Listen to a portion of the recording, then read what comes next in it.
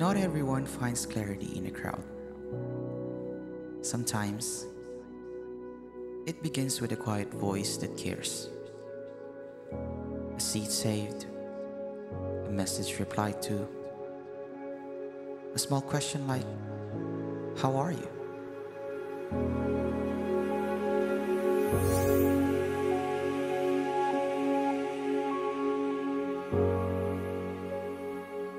Change doesn't always come in a moment, but it often starts with someone who stayed. Someone who listened when no one else did. Who prayed in silence. Who cared without needing credit.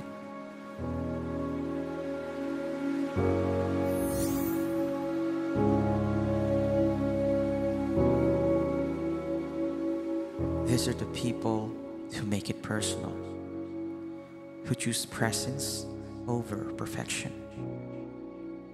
and who never give up on someone who's still figuring it out. Because the ones who stay, they leave a mark that points to Jesus.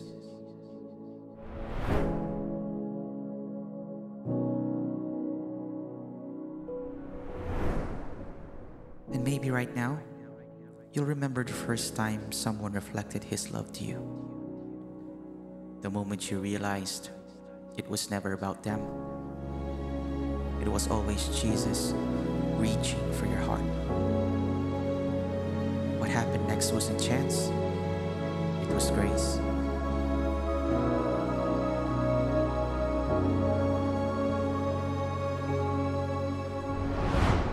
Let's revisit the moment when hearts first opened and Jesus began rewriting their story.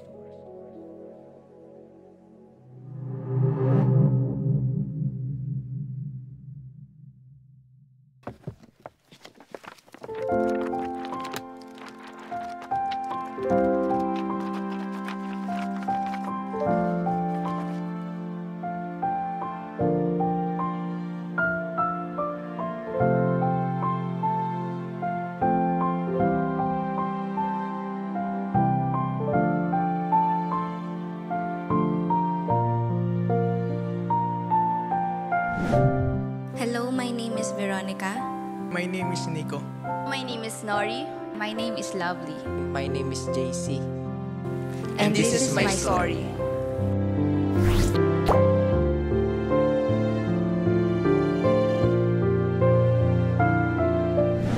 Nung bata ako, lagi siyang sinasabi sa akin ni mama ko, lagi yung sinasabi na magpe-pray dapat ako. Unang beses ko narinig tungkol kay Jesus is nung bata pa ako. Especially kina mama, binabanggit niya sa amin si Jesus. But hindi ko alam kung sino talaga siya, and wala akong idea kung sino si Jesus talaga. Kumbaga, alam ko lang siya sa pangalan. The first time that I heard Jesus po talaga is nung grade 6 po ako. Naaalala ko po nun is one of the closest person of mine po is na-invite po ako na mag-attend po sa church nila. Then, na-encourage po ako na sumama nun. Then, yun po, doon ko po unang nakilala si Jesus. When I was in grade 3 po in LM school, meron dalawang magkapatid na nagtuturo about kay Jesus. And doon ko unang narinig yung tungkol kay Jesus. Nung bata pa ako, actually, bata pa lang kami, namulat na kami sa pagka-religious ng family ko. Dahil Catholic sila, hindi pa ako Christian nun. Doon ko narinig ang tungkol kay Jesus. Hanggang sa naging Christian ako, patuloy na nag-expand yung kaalaman ko tungkol kay Jesus.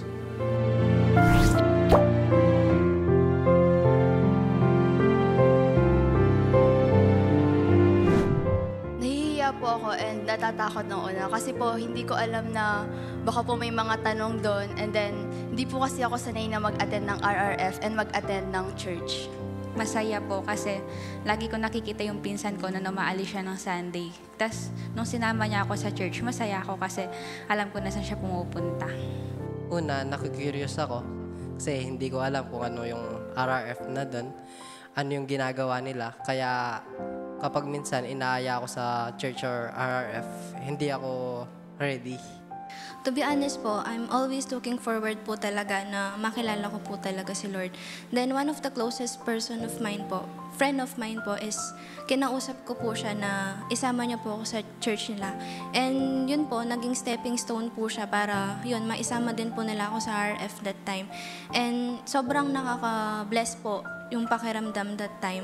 Pero as time goes by po, may time po na nakakapanghina din po ng loob kasi my family was against on it na nag-a-attend ako sa Christian, and ayun po as napanghinaan po ako ng loob.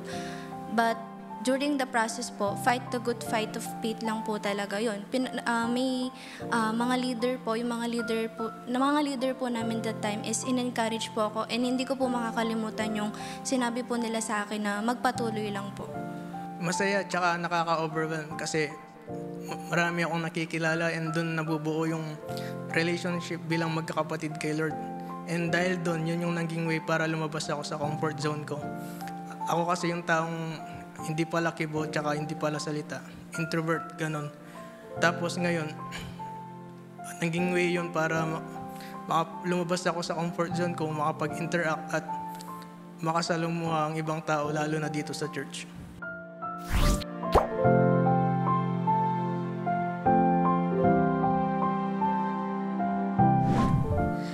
I was in the middle of chaos that time nung may kinakaharap po akong struggle, and sa tingin ko po is sobrang nahihirapan po akong bumangon during that time. Pero meron pong isang tao na ginamit si Lord para kamustahin ako that time. And blessing in disguise po talaga yung tao na yun, na naging instrument po siya ng Panginoon. Kasi during that time po talaga, hindi ko na po alam kung saan ako lalapit, kung sino yung, paano ako babangon that time. Pero yung tao na po na yun is ginamit po talaga ng Panginoon sa sitwasyon na nararanasan ko. And yung masasabi ko po na instrument po siya ng Panginoon, kasi nakikita niya po ako, hindi lang bilang ako, pero nakikita niya po yung ako at through my capabilities po talaga. And that person saw a bigger picture of mine. Parang sa tingin ko nga po, mas kilala pa po ako ng tao na yun kaysa sa mas kilala ko po yung sarili ko. Meron po. May isang taong ginamit si Lord. And then, nung grade 6 po ako, since malapit yung bahay nila sa bahay namin, nakikipaglaro po ako dun sa mga anak niya. And then, meron po dun na ini-invite po nila kami mag-Bible study. And then, uma-attend po ako, pero hindi consistent. And then, uma-attend din po ako kasi po, may free merienda. And then, hanggang sa nag-high school po ako, dun po nag-stop na mag-attend ako sa kanila ng Bible study.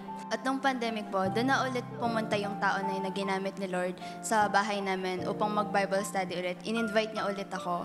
And then, naging consistent po ako sa pag-attend dun sa Bible study nilang magpa-family. And then, dun sa pagba-Bible study namin na yun, meron isang beses na naalala ko na pumunta pa sila, yung taong ginamit niya na yun, na mag-Bible study sa amin kasama yung mga lola ko, yung mga pinsan ko. Doon na mas lalong naging consistent ako sa pag-attend doon sa Bible study sa kanila. And nakapagsama din ako ng isa kong kaibigan. Oo, meron. Yung friend ko na to, siya yung ginamit ni Lord para magpatuloy ako sa pag-church tsaka pag-serve. Nung time kasi na yun, tumigil ako sa pag-church. Akala ko nun magiging okay yung buhay ko nung lumayo kay Lord, pero ang resulta mas magiging worse pa pala. Tapos yun, sa kanya ko kinwento, nakinig siya, and siya yung ginawang instrument ni Lord para buhayin ako spiritually. Yes po, meron. Naging consistent siya sa pagre-remind sa akin na lagi kaming aalis ng Sunday, ganun. Pag naglalaro ako, sinasabi niya, nagising ka ng maaga, mag-church tayo sa Sunday, ganyan. And by that simple reminder na lagi ko naririnig sa kanya, dahil doon, naging consistent din ako, nag-stay ako sa church.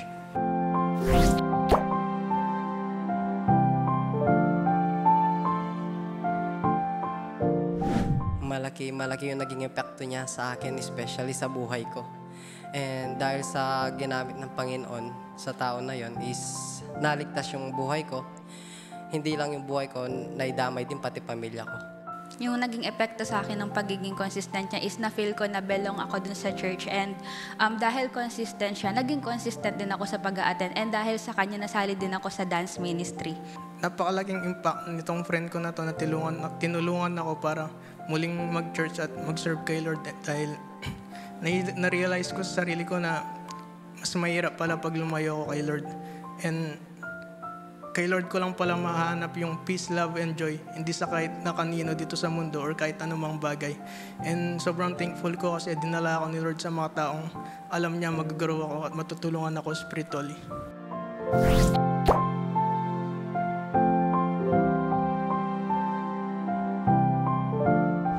Tinanggap ko po agad. Ever since po is I was longing for God po talaga.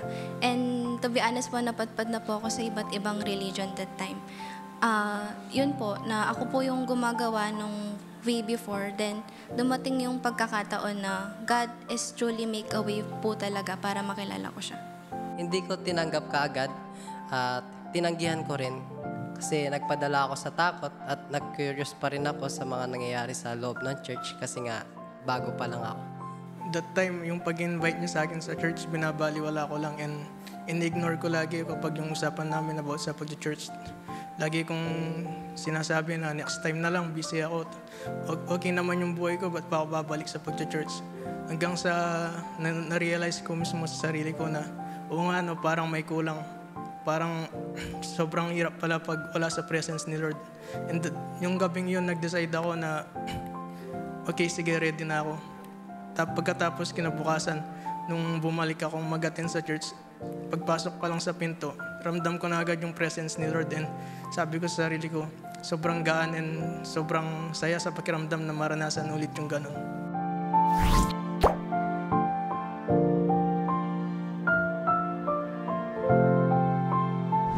Mga naging realizations ko po dito is kapag tumutulong tayo, dapat yung committed tayo at gusto natin yung ginagawa natin. Na katulad ng taong ginamit ni Lord na hindi niya talaga ako sinukuan, na lagi consistent siya, yung pinagpapaalam niya ako sa lola ko, ganyan, upang maka-attend ako ng Bible study and also sa church. Ganun pala yung feeling na ako naman yung nakakatulong at nakakapag-encourage sa iba. Hindi ko ma-explain yung saya sa puso ko kasi nakakatulong ako. And alam ko naman, yun yung gustong makita ni Lord sa ating lahat, yung nagtutulungan, nagdadamayan, nagpapalakasan spiritually. God is truly using for others. And isa po yun sa pinangahawakan ko na if God use people for me to know Him, handa po akong maging instrument para makakilala yung iba na wala pang connection sa Panginoon. Na-realize ko na hindi sayang yung mga effort na binibigay mo para sa taong tinutulungan mo ngayon.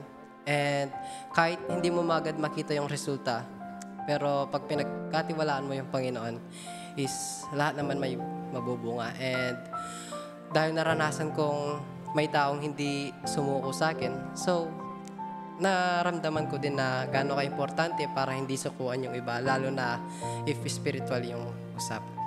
Realizations ko, dahil isa na ako sa mga tumutulong sa kabataan ngayon, is hindi siya ganun kadali. Kapag ginawa natin to dahil sinasabi lang sa atin, is mapapagod tayo. Pero pag ginawa natin to dahil gusto natin na mas mag-grow pa yung mga youth sa relasyon nila sa Panginoon, is yung fulfillment sa heart natin talagang mafe-feel natin. And sabi ko nga kanina sa simple reminder, kaya wag tayong magsawa na kamustahin yung mga youth, ganyan. Kasi di man nila tayo pinapansin, pero di ba sabi ko nga kanina, pag lagi natin naririnig yung mga reminder nila is pati sila mag-i-stay, malaki yung impact sa buhay nila nun. Kaya tayo, i-value natin yung mga taong naging consistent para mag-stay tayo. Hindi madaling magpa-stay ng kaluluwa, pero nagawa nila. Kaya dapat gawin nating inspiration and motivation yun na mas lalo pang i-remind yung mga youth, ganyan, na lalo pa silang lumago sa Panginoon.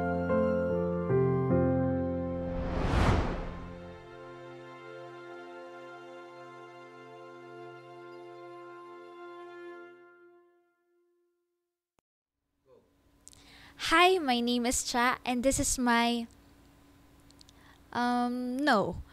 This is our story.